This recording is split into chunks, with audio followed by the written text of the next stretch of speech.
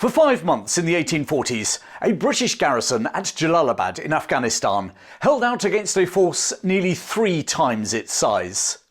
It gave birth to a Victorian military legend, a defender who clung onto the Union flag as the Afghans stormed over the walls, a man who would serve at the charge of the Light Brigade, the Indian Mutiny and the Opium Wars, not to mention the Battle of the Little Bighorn too.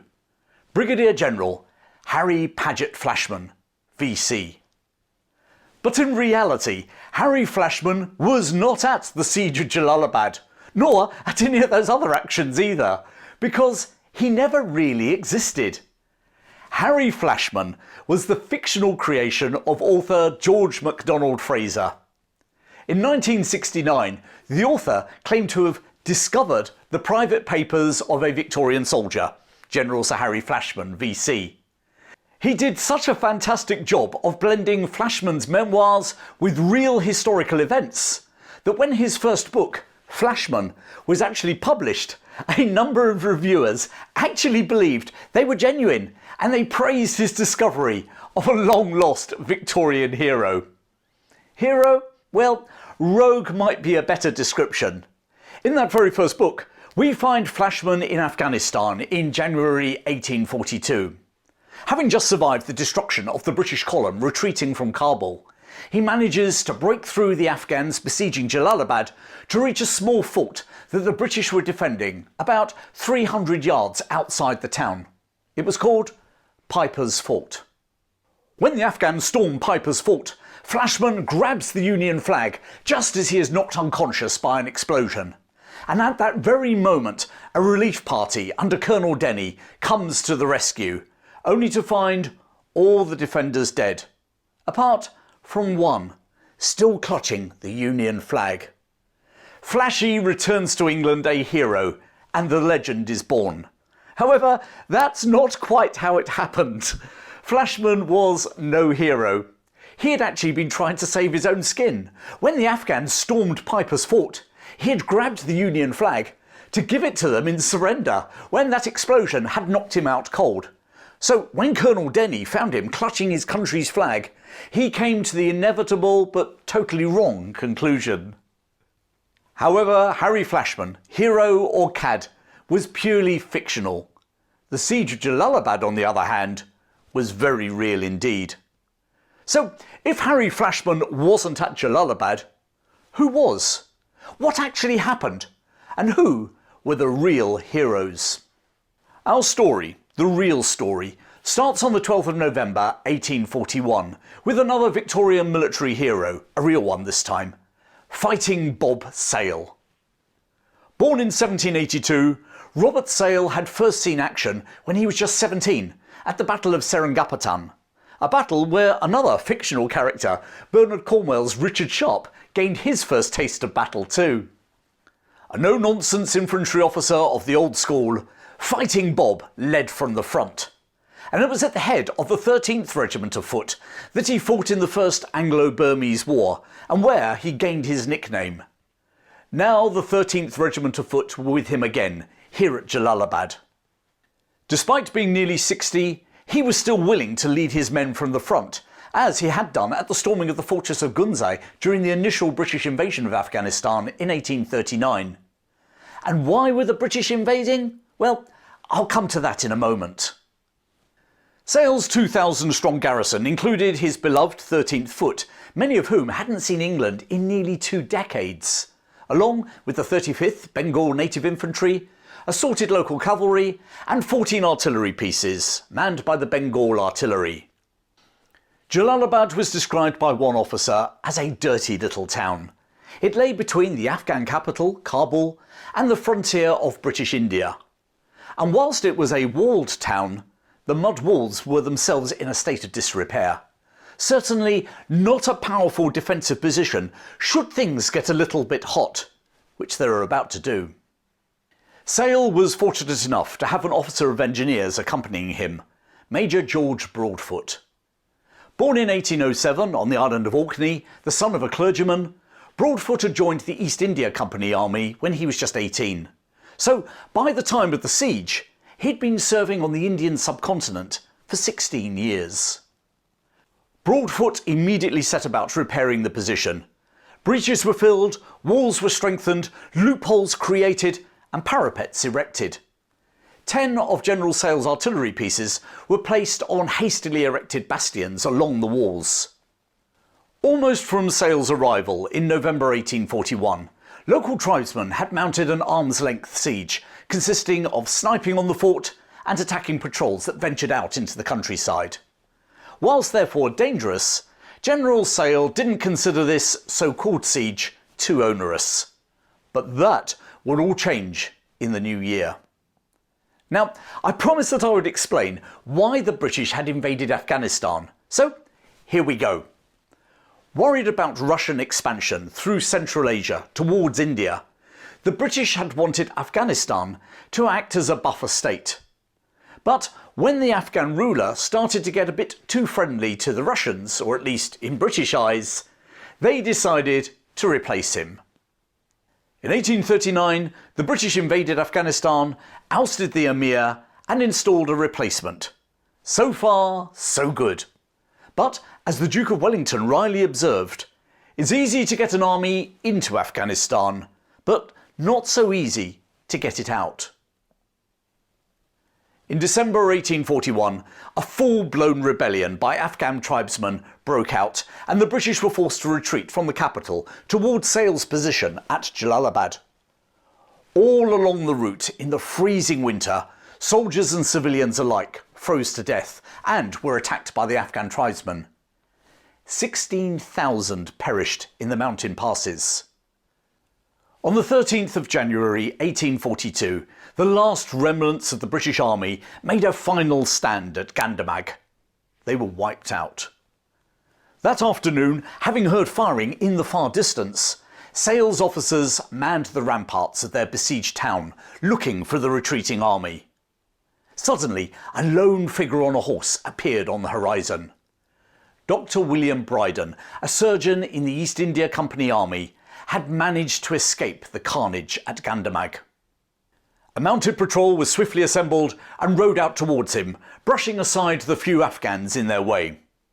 One of his rescuers was Captain Henry Havelock. A devout Baptist, he had transferred to the 13th Regiment when they'd sailed to India in 1823. Despite being in his 40s now, he was still a captain. Brydon told him the shocking news. The whole column had been wiped out. That night, lamps were placed on the gates of the town and bugles blew throughout the night, trying to guide any stragglers to safety. Over the next few days, a handful of sepoys and Indian civilians also made it into Jellalabad, but no further Europeans. They were either lying dead in the passes or were prisoners of the Afghans, including General Sale's wife and daughter. A week after Brydon's arrival, Sale received orders to retreat back into British India. He was torn. Following the destruction of the Kabul column, it made sense, especially as Afghan forces under their leader Akbar Khan were advancing on his post. On the other hand, there was no guarantee that they'd actually get away. And equally, he was torn by the knowledge that his wife and daughter were being held hostage by the Afghan leader. Sale called a council of war with his senior officers. It seems that the majority favoured a negotiated withdrawal, not that that had worked very well for the column retreating from Kabul, had it? But two officers vehemently disagreed: Broadfoot and Havelock. They urged Sale to make a stand here at Jellalabad, and Fighting Bob was up for the fight. Let the Afghan hordes come, and they were certainly coming. Thousands of them under their leader, Akbar Khan. But before that would happen, Sale sent out foraging parties to commandeer as much food as possible, and lines of fire from the walls were cleared by Broadfoot. Now, don't forget that Sale's garrison were already under a loose siege from local tribesmen since their arrival 2 months before. The British force were sort of safe behind Broadfoot's defences, but nevertheless, those tribesmen and their sniping were a constant nuisance, as were their mounted men who harassed Sale's attempts to forage for food. It was in response to those threats that on the 19th of February, Captain Thomas Seaton of the 35th Bengal Native Infantry was sent out to demolish some ruined walls that the Afghans had been using for cover. His men raced out towards the enemy and the Afghans galloped off. Suddenly, however, before any demolition work could begin, Seaton felt the ground starting to shake. His men were thrown to the floor as they were enveloped in a huge dust cloud, and with a roar, those walls had disappeared before them. When the shaking stopped, Seaton stood up and looked around. His dazed men began to stagger to their feet. There was complete silence. No Afghan war cries, no sniper bullets. He looked back towards Jellalabad and could hardly believe his eyes. The walls looked like the Afghans had just blasted them with cannon. All the parapets had disappeared. Incredibly, in the middle of a life or death siege, Jellalabad had been struck by an earthquake. The officer later wrote, "A month's cannonading with 100 pieces of artillery could not have produced the damage that the earthquake had effected in a few seconds." The defences were now severely compromised, and Akbar Khan was expected any day. Would another Gandamak-style massacre await the garrison? Engineer Officer Major George Broadfoot, along with General Sale, rapidly organised the entire garrison to restore the walls. For 5 days the garrison laboured under fire from the Afghans, who themselves had been severely shaken by the natural phenomenon. By the 24th, the bastions had been repaired. However, the men had worked so furiously that many had hands so swollen they could not grasp a knife or fork, let alone a rifle. They'd completed their work just in time. The following day, the 25th of February, Afghan leader Akbar Khan arrived to direct the besieging forces. The British garrison of 2,000 were now surrounded by 6,000 very able and very warlike Afghan fighters. For the next month, the garrison withstood repeated attacks as their food supplies slowly dwindled. On the 23rd of March, Sale sent a message to General Pollock, who was still in Peshawar, about 70 miles away through the Khyber Pass, organising his Army of Retribution. Using rice water, which could only be read when iodine was poured on it, Sale informed him that he had enough salt beef to last until the 4th of April. After that, well, Akbar Khan now started to turn the screws on the beleaguered garrison, moving his forces ever closer to Jellalabad. By the end of March, his leading units were just 80 yards from the walls. With food supplies running out, the enemy getting ever closer, and no sign of rescue, the garrison did at least have one thing to lift their spirits. Spirits being the operative word. Captain Thomas Seaton, who we met during the earthquake, managed to make a still from old washpots and a musket barrel, from which he supplied spirits to the men for nearly 2 months. On the 1st of April, the men's rations had been reduced to half a pound of meat per man per day. That day, however, everything changed. The defenders launched a daring sortie out of the town and captured 500 sheep that the besieging Afghans had been grazing a little bit too close and a little bit too confidently to the walls. Whilst a diversion was organised on the other side of the town, 650 men under Colonel Denny quietly slipped out at the south gate. Denny, who was commanding the 13th Regiment of Foot, was another one of those officers surrounding Bob Sale who was more than willing to take the fight to the Afghans. Back in December, he had actually led a sortie which had killed 100 Afghans who'd been firing on the town. And now, here he was again. Denny and his men slipped through the gate and then charged down on the unsuspecting shepherds. It was all over in 10 minutes. Sale's food crisis had been solved, or certainly for the time being. The 35th Native Infantry gave their share of the liberated lamb meat to their comrades in the British 13th Regiment of Foot. It was part of a bond between the two regiments that developed during the siege, and it would survive for over a decade afterwards. The joy of sheep rustling was replaced by gloom on the 6th of April. Akbar Khan's artillery began to fire. However, the shots were so inaccurate that the defenders wondered whether they were the actual targets at all. And then a horrible thought hit them. Maybe the Afghans weren't shelling Jellalabad, but firing in celebration. Celebration of a victory. A victory over General Pollock, who was attempting to force his way through the Khyber Pass. Gloom descended on the defenders. Their only hope of rescue seemed to be gone. As was his nature, with no hope of relief, Fighting Bob Sale decided to go out, well, fighting. The following morning, the 7th of April, 1842, the gates of Jellalabad were thrown open and his army defiantly marched out to meet the enemy. In response, Akbar Khan hastily assembled his entire army in battle order. Sale's garrison actually marched out in 3 columns.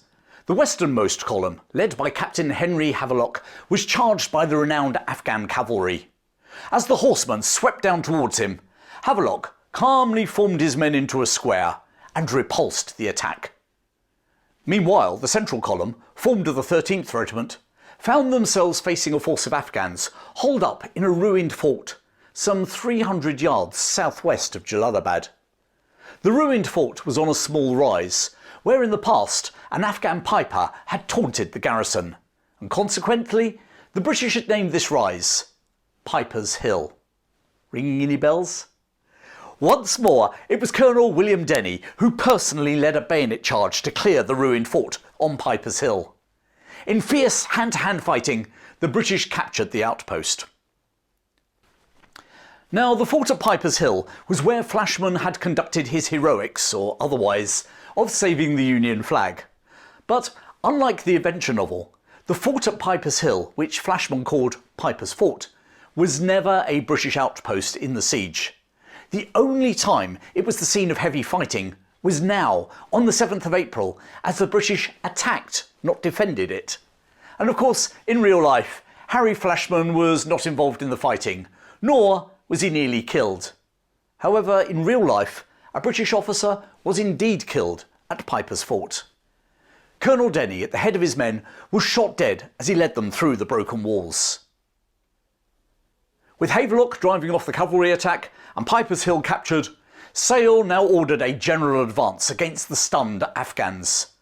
Havelock, the 13th and the 35th Bengal Native Infantry fixed bayonets and charged. They drove right into Akbar Khan's camp, where they captured his baggage train, guns, ammunition and horses. It was all over by 7 AM. Thousands of Afghans, including their leader, were retreating back towards Gandamag and on to Kabul. By the time General Pollock and his army of retribution reached Jellalabad a week later, they found that the garrison had effectively lifted the siege to themselves. They were greeted by the band of the 13th Foot, playing, somewhat cheekily, the Highland tune, "Oh, but you've been a long a-coming." The siege of Jellalabad became an iconic moment in the history of the 13th Regiment of Foot, later the Somerset Light Infantry. Jellalabad was inscribed on their regimental badge. Annually, they would celebrate Jellalabad Day, and their regimental barracks in Taunton, the county town of Somerset, were named the Jellalabad Barracks. Eventually, in 1959, they were merged with the Duke of Cornwall's Light Infantry and are now part of the Rifles. The 35th Bengal Native Infantry had a less happy history. Despite never joining in the mutiny in 1857, they were disbanded, just as a precaution. General Robert Sale now joined General Pollock and his army of retribution as they marched on Kabul. He would be reunited with his wife and daughter later that year, when he personally led a cavalry column to escort them to freedom. Their reunion was happy, but short-lived. Fighting Bob Sale was mortally wounded in action at the Battle of Mudki in the First Anglo-Sikh War, just 3 years later. He died on the 21st of December, 1845. On that very same day, at the Battle of Ferozeshah, another officer from the siege of Jellalabad, George Broadfoot, was also killed.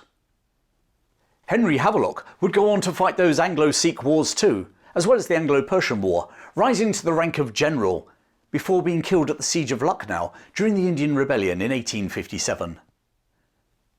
Despite also fighting in the Indian Rebellion, Thomas Seaton managed to actually die peacefully in his bed at the age of 70 in 1876. 3 years earlier, Dr. William Brydon, the sole European to escape the last stand of the Kabul column, had also passed away. There remained just one surviving officer from the siege of Jellalabad. Well, maybe. In the Flashman papers, discovered by George MacDonald Fraser. Brigadier General Sir Harry Flashman VC, coward, rogue and accidental hero, passed away peacefully in 1915. He was 93 years old. But his legend lives on. British history is full of stories like that, most of them unknown, most of them absolutely extraordinary. And every week I write a free newsletter on British history, not just the battles, but wider events too. Recently, for instance, I was writing about the medieval persecution of the Jews in England. Nothing to do with this video, but that's rather the point.